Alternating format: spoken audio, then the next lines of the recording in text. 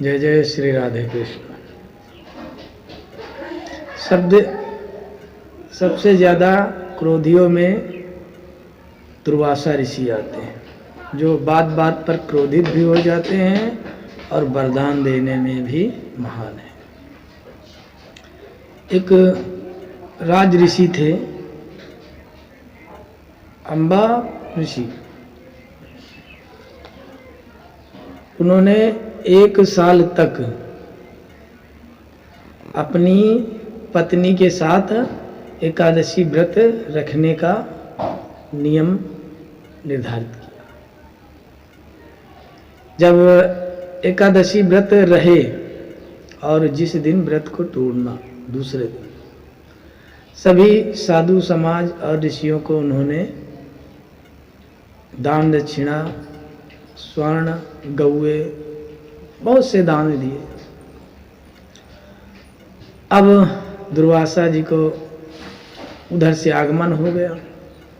अब दुर्वासा जी गए,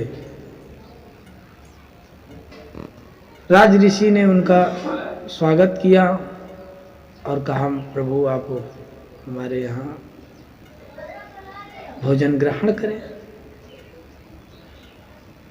दुर्वासा ने जान लिया कि एकादशी व्रत है और व्रत को तोड़ना चाहते हैं। उन्होंने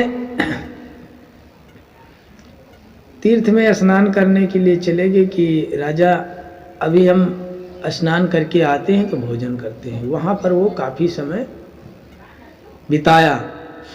अब इधर इनका व्रत खंडित हो रहा था, इसलिए इन्होंने अपने यहाँ ऋषि मुनियों और साधु और ब्राह्मणों से, विद्वानों से पूछा कि भाई हमने अतिथि को भोजन कराए बिना कैसे भोजन कर सकते हैं। अभी तो दुर्वासा जी महाराज आए ही नहीं, स्नान के लिए गए थे। तो विद्वानों ने बताया कि देखो, जल पी कर व्रत तोड़ा भी जा सकता है और नहीं भी तोड़ा, यानी जल को पी लीजिए तो व्रत टूटा भी और नहीं टूटा। तो इसलिए आप जल पी लियो, इसलिए आपको पाप भी नहीं लगेगा कि आपने अपने यहाँ अतिथि आए हुए अतिथि को भोजन नहीं कराया, स्वयं कर लिया। अब जब समय निकल गया तो वो वहाँ से दुर्वासा चले और दुर्वासा ने जैसे राजद्वार पर आए और राज ऋषि ने उनको प्रणाम किया, कहा आइए महात्मा स्वागत, आप भोजन करिए। तो उनको लगा कि ये भोजन कर चुका है इसलिए इतना चटक बोल रहा है। यानी जब भूख लगी हो तो मनुष्य के न बल रहता है न तेज।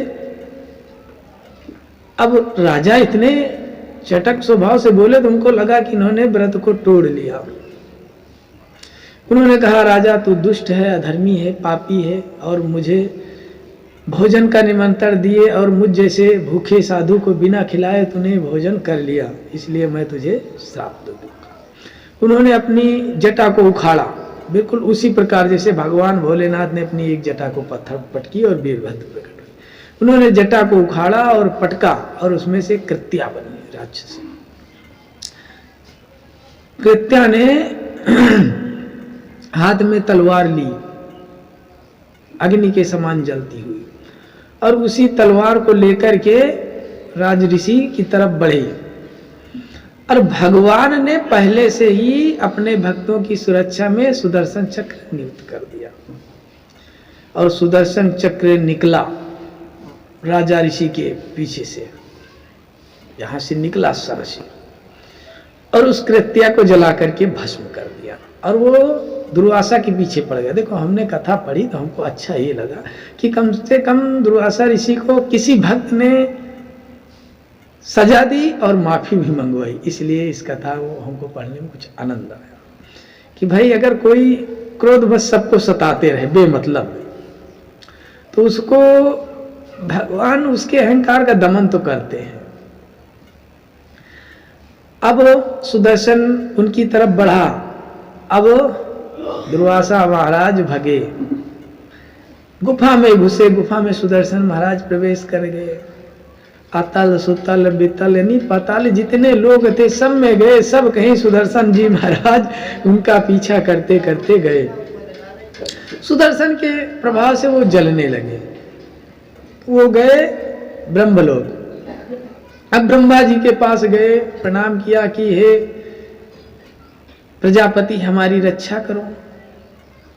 अब ब्रह्मदेव मुस्कुराते हुए बोले, देखो जिन प्रभु की इच्छा से पृथ्वी होती है और उनकी इच्छा से नष्ट होती है, उन्हीं प्रभु का चिंतन भजन सारा संसार करता है और हम उनसे विरोध नहीं कर सकते हैं। आप हम तुम्हारी कोई सहायता नहीं कर सकते। काफी तर्क दिए। वहां से उन्होंने बगे भगवान कैलाश पर्वत पर भगवान भोलेनाथ ने कहा, प्रभु को तो सारा जगत पूजता है, हम तो उनका ही भजन कीर्तन करते हैं, सदैव उनका ध्यान करते हैं, हम प्रभु से किस प्रकार से बैर कर पाएंगे? उनका जो सुदर्शन चक्र है उसका सामना करने में हम असमर्थ हैं। अब उनके दिमाग में आया कि जिनका सुदर्शन है उनके पास चलो। अब वो गए बैकुंठ धाम। भगवान शेषनाग की केसैया पर बढ़िया प्रेम के साथ लेटे हुए हैं। चतुर कहा कि प्रभु हमारी अपने सुदर्शन चक्र से रक्षा करो।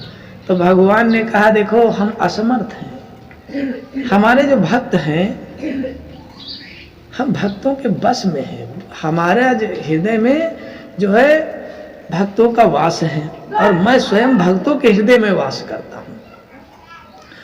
अब हमारे अंदर इतना समर्थ नहीं है कि हम जो है कि आपको अपने भक्तों के कोप से बचा सके हैं। मैं तो भक्तों के बस में हूं, भक्त जैसा चाहे मुझे वैसा नचा सकता है। भगत के बस में है भगवान, भगवान तो भगत के बस में है। जब तब तपस्या से नहीं, भगवान को जो अनन्य भक्ति करता है, सब कुछ त्याग देता है, उन भक्तों के संसार के सारे सुख त्याग दिया और अपने लिए कोई सुख नहीं है, केवल मुझ में वो सुख समझते हैं। मैं उन भक्तों के हृदय में बसता हूं और भगत जैसा चाहते मैं वैसा करता हूं। हमसे कुछ नहीं हो पाएगा, हम भगत की इच्छा के बिना कुछ नहीं कर सकते। तुमको हम एक सलाह देते हैं कि आप जाइए, जिनके आप अपराधी उनके पर पकड़िए, उनसे माफी मांगिए, तभी आपका उद्धार हो सकता है। आप वहां से तुरंत भगे दुर्वासा और जाकर के राजसी अम्बा के पास गए और उनसे क्षमा मांगी। तो उन्होंने सुदर्शन चक्र की स्तुति करने लगी, अनेकों प्रकार से स्तुति की। तब सुदर्शन महाराज उनको क्षमा किया और जब से भागे थे